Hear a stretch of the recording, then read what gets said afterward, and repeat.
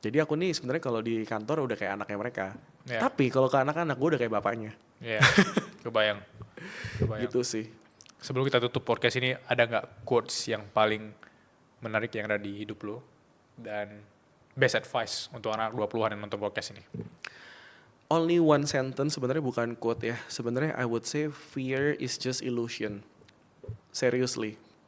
Karena dari ketakutan itu kita selalu berangkat untuk menghalangi melakukan sesuatu. Takut gagal, takut nggak sukses, gimana kalau misalnya nggak, what if.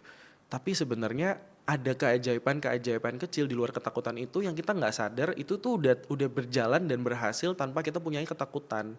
Jadi gue tuh di titik yang merasa kalau ditanya ketakutan itu apa, gue tuh nggak pernah takut apapun. Jadi fear itu it was there, it was my past relationship dan itu cuman ilusi.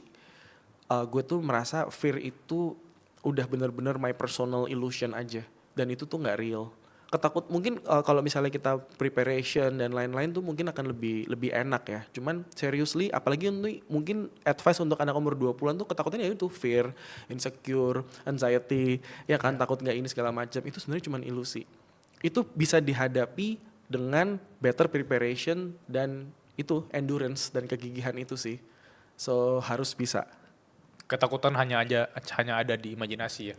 Iya, Ya, anggaplah seperti itu. ya, dan cara menghadapinya ya dengan beraksi. Nggak ada pilihan lain, harus beraksi. Ya, Iya kan, karena dari beraksi itu kamu akan tahu hasilnya apa. Kalau memang tidak sesuai ekspektasi, itu namanya dari direction untuk ke yang ya. lain.